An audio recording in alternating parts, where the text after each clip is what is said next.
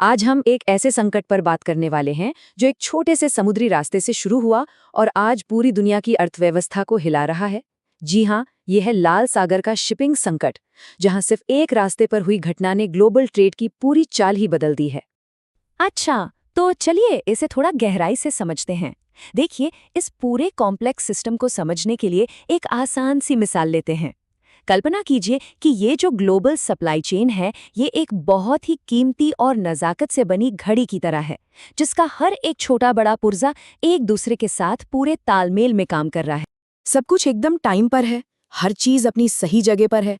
लेकिन सोचिए, क्या हो अगर अचानक इस घड़ी का एक छोटा सा पर बहुत ही जरूरी पुर्जा कहीं जाम हो जाए?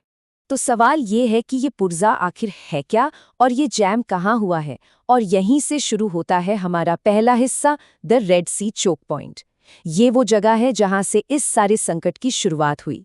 लाल सागर पानी का एक संकरा रास्ता है जो सदियों से व्यापार के लिए बहुत जरूरी रहा है। लेकिन हाल ही में यमन के हूती विद्रोहियों के हमलों के बाद ये अचानक से ग्लोबल इकोनॉमी के लिए एक बहुत बड़ा प्रेशर पॉइंट बन गया है। एक ऐसी जगह जहां से गुजरना अब पहले जैसा सुरक्षित नहीं रहा। तो जब ये मेन और सीधा रास्ता बंद हो जाता है तो जहाज़ों को एक लंबा और बहुत महंगा चक्कर काटना पड़ता है। और बस इस एक बदलाव से ही पूरी तस्वीर बदल जाती है।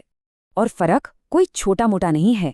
एक तरफ है लाल सागर से होकर जाने वाला नॉर्मल, तेज और सीधा रास्ता, और दूसरी तरफ है पूरा अफ्रीका घूमकर जाने वाला लंबा रास्ता जो डिलीवरी में कई हफ्ते जोड़ देता है। जी हाँ, हफ्तों की देरी। और ये जो एक्स्ट्रा टाइम लगता है ना, इसका सीधा सीधा मतलब है पैसा, बहुत सारा पैसा। हर एक चक्कर पर लाखों डॉलर का एक्स्ट्रा खर्चा। और ये सिर्फ फ्यूल का पैसा नहीं है, इसमें इंश्योरेंस, क्रू की सैलरी और भी न जाने कितने खर्चे शामिल हैं जो शिपिंग कंपनियों पर एक भारी बोझ डाल रहे हैं।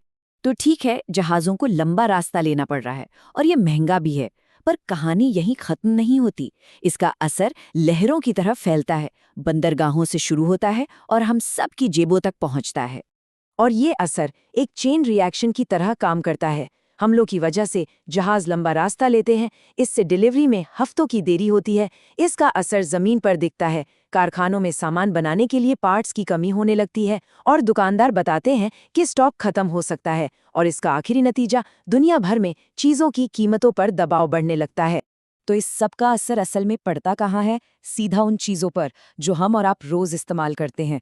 पेट्रोल डीजल की कीमतों से लेकर घर के किराने के बिल तक, हमारे फ़ोन, लैपटॉप और यहाँ तक कि गाड़ियाँ भी। कहने का मतलब है, ये कोई दूर की समस्या नहीं है, ये सीधे सीधे हमारी ज़िंदगी को प्रभावित कर रही। तो यहाँ समझने वाली बात यह है कि ये मामला सिर्फ कुछ सामान के देर से आने का नहीं है, ये उससे कहीं ज्यादा बड़ा है। ये एक वैश्विक आर्थिक खतरा है। और यहीं पर दुनिया भर की सरकारें सबसे ज्यादा फिक्रमंद हैं। ऐसा क्यों? क्योंकि ये सब ठीक उस समय हो रहा है जब महामारी के बाद अर्थव्यवस्थाएं धीरे धीरे पटरी पर लौट रही थीं। इस संकट में महंगाई यानी इन्फ्लेशन को फिर से भड़काने की ताकत है, और ये एक बहुत ही नाजुक संतुलन को बिगाड़ सकता है। तो चलिए अपनी घड़ी वाली मिसाल पर वापस चलते हैं।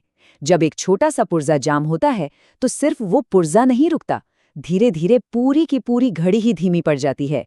और आज ग्लोबल सप्लाई चेन के साथ भी बिल्कुल यही हो रहा है। और ये पूरी चर्चा हमें एक बहुत बड़े और ज़रूरी सवाल पर लाकर छोड़ देती है कि जब सिर्फ एक समुद्री रास्ता पूरी दुनिया की अर्थव्यवस्था को हिलाने की ताकत रखता है, तो ये पूरा का पूरा ग्लोबल सिस्टम आखिर कितना नाजुक है।